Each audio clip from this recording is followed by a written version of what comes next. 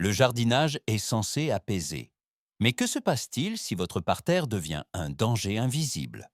Pourquoi des plantes tout à fait normales peuvent-elles soudainement rendre malade, irriter la peau et les yeux, ou, dans le pire des cas, mettre la vie en danger? Et pourquoi beaucoup de familles ne s'en rendent-elles compte que lorsque les enfants ou les animaux domestiques goûtent par curiosité? Le deuxième problème est insidieux. Certains risques ne se trouvent tout pas dans le fruit, mais dans les graines, les feuilles ou même dans la sève. Restez avec nous, car nous commençons maintenant avec le top 1, qui semble magnifique au premier abord. Top 1. Le ricin. Le ricin est souvent planté pour ses grandes feuilles d'aspect tropical et a une allure spectaculaire comme plante ornementale. Pourtant, derrière cette beauté se cache l'un des dangers les plus toxiques du jardin domestique. Les graines sont particulièrement délicates. Elles contiennent de la ricine, une substance hautement toxique qui peut provoquer des empoisonnements graves et, dans les cas extrêmes, être mortelle. Le risque est facilement sous-estimé car la plante est très décorative et certains la cultivent pour son huile ou simplement pour son feuillage imposant. Surtout dans les jardins où jouent des enfants ou où les animaux domestiques sont curieux, un moment d'inattention peut suffire. Si vous avez déjà du ricin, réduisez le risque de manière rigoureuse. Ne travaillez qu'avec des gants. Ne manipulez pas les graines et les gousses sans précaution. Ramassez immédiatement les graines tombées et retirez les capsules de graines tôt avant qu'elles n'éclatent.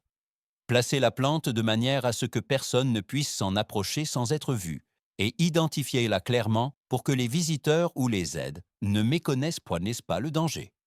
De plus, parlez ouvertement de la toxicité au sein de votre foyer afin que personne ne confonde les graines avec quelque chose de comestible. Le plus sûr reste cependant ceci. Si votre jardin est un jardin familial ou pour animaux, mieux vaut y renoncer totalement, car pour la plupart des jardiniers amateurs, les risques l'emportent largement sur les bénéfices. Top 2. La rhubarbe. La rhubarbe semble totalement inoffensive dans le jardin, presque comme un classique de la cuisine de grand-mère. C'est précisément pour cela qu'elle est si trompeuse, car beaucoup pensent automatiquement. Ce qui est bon en compote ou en gâteau ne peut pas être dangereux. Le point crucial est cependant que seules les tiges sont comestibles. Les feuilles contiennent des quantités élevées d'acide oxalique et d'autres substances irritantes qui, en cas de mauvaise préparation ou de consommation, peuvent provoquer des nausées, des vomissements, de la diarrhée et, dans le pire des cas, de graves symptômes d'empoisonnement. Cela devient particulièrement critique lorsque des enfants arrachent une feuille en jouant pour y goûter, ou lorsque des animaux domestiques grignotent les grandes feuilles. En cuisine aussi, l'erreur arrive plus vite qu'on ne le croit si, lors de la récolte, trop de verre glisse dans le panier ou si quelqu'un prépare les feuilles parce qu'il n'en sait pas plus. La rhubarbe devient sûre si vous séparez rigoureusement, coupez les tiges proprement, jetez immédiatement les feuilles et ne les utilisez jamais comme aliment. Celui qui a un jardin familial devrait en outre expliquer que les feuilles sont tabous. Top 3. La pomme de terre. Les pommes de terre font partie des plantes les plus familières du jardin. Et c'est précisément ce qui rend le danger si discret. Car si les tubercules sont un aliment de base, les parties vertes de la plante, les baies, et même les tubercules devenus verts ou ayant fortement germé, contiennent de la solanine. Cette toxine naturelle peut protéger la plante lorsqu'elle est attaquée, mais elle est problématique pour l'homme. Celui qui ignore les zones vertes sur les pommes de terre ou pense que en couper un peu suffit, peut se nuire plus rapidement qu'on ne l'attend. La solanine peut provoquer des nausées, des vomissements, des crampes abdominales, des vertiges et, dans les cas graves, des troubles neurologiques. Les petites baies vertes qui poussent sur le plant de pommes de terre sont particulièrement dangereuses. Elles ressemblent parfois à des mini-tomates pour les enfants et constituent donc un véritable risque dans le jardin familial. La règle de sécurité est simple. Conservez toujours les pommes de terre à l'obscurité, jetez systématiquement les tubercules verts ou au goût amer et retirez généreusement les germes. Au jardin, vous devriez bien buter la plante pour que les tubercules ne soient non pas exposés à la lumière et ne deviennent pas verts. Et très important, ne jamais toucher ni goûter les baies, mais les retirer avant que les enfants ou les animaux ne deviennent curieux. Top 4. Le sureau. Le sureau est pour beaucoup un symbole de remède maison. Sirop, infusion, confiture, presque tout le monde connaît quelqu'un qui ne jure que par lui. Et c'est précisément là que guette l'erreur classique. Tout dans le sureau n'est pas automatiquement comestible. Ce sont surtout les baies crues, les feuilles, l'écorce et les graines, qui contiennent des substances pouvant fortement irriter le système gastro-intestinal. Celui qui grignote des baies de sureau directement sur l'arbuste ou les prépare sans les chauffer suffisamment peut rapidement réagir par des nausées, des vomissements, des douleurs abdominales et de la diarrhée. Chez les enfants, cela arrive particulièrement facilement car les baies sombres ressemblent à d'inoffensifs snacks de la forêt. À cela s'ajoute, au jardin, le sureau est souvent planté comme un massif dense où les animaux et les enfants aiment fureter. Et c'est précisément là que l'on se sert rapidement. Le sureau devient sûr si vous ne brisez jamais une règle. Faites toujours chauffer suffisamment les baies avant de les manger ou de les boire. Lors de la récolte, vous devriez travailler proprement, ne pas incorporer de parties vertes inconsciemment et placer la plante de manière à ce que les jeunes enfants ne puissent pas s'en approcher sans surveillance. Le sureau est formidable, mais seulement si on le traite correctement. Top 5. L'achillée millefeuille. L'achillée millefeuille est considérée comme une plante de jardin robuste et naturelle, souvent mentionnée comme herbe médicinale et pour infusion. C'est précisément cette aura positive qui fait que beaucoup occultent ces risques, car l'achillée peut déclencher des réactions cutanées chez les personnes sensibles, surtout si on la manipule régulièrement ou si de la sève entre en contact avec la peau lors de la taille. Les symptômes typiques sont des rougeurs, des démangeaisons ou des éruptions cutanées, parfois accentuées par le soleil, car certaines substances végétales peuvent rendre la peau plus photosensible. De plus, il y a des gens qui réagissent moins de manière générale aux astéracées. Pour eux, l'achillée peut rapidement devenir un problème récurrent, bien qu'elle paraisse totalement insignifiante dans le parterre.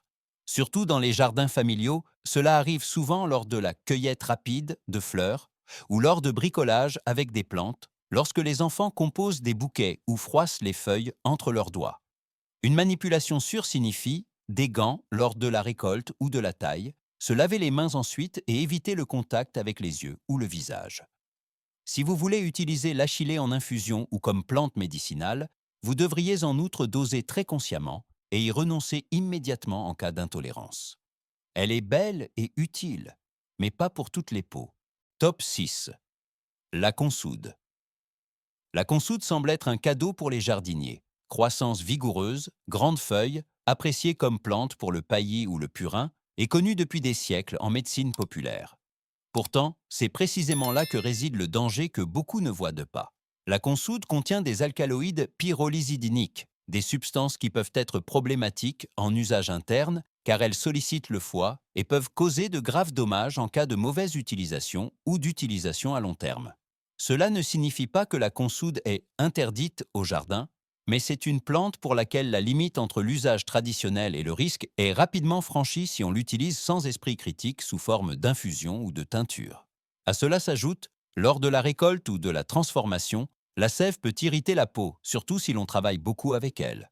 La consoude reste sûre si vous la traitez avant tout comme une aide au jardin, pour le purin, le paillis ou comme amendement du sol, mais pas comme boisson ou aliment. Si vous la coupez, portez des gants, évitez le contact avec les plaies ouvertes et lavez-vous soigneusement les mains ensuite. Et si vous voulez l'utiliser à des fins médicales, faites-le exclusivement par voie externe et très consciemment, car ici, plus n'est pas mieux, mais plus dangereux. Top 7. Le haricot de Lima. Le haricot de Lima évoque quelque chose de totalement inoffensif, presque comme un légume de conserve classique. C'est précisément pour cela que le danger est souvent ignoré, car certains haricots de Lima peuvent contenir des toxines naturelles qui provoquent des troubles en cas de mauvaise préparation et peuvent de même devenir dangereux dans les cas graves. Les symptômes typiques sont des nausées, des maux de tête, des vertiges et, en cas de forte exposition, de graves signes d'empoisonnement. Le risque augmente particulièrement avec les variétés anciennes ou traditionnelles et partout où l'on est trop négligent lors de la cuisson. Une erreur fréquente est de vouloir cuire les haricots de Lima dans une mijoteuse.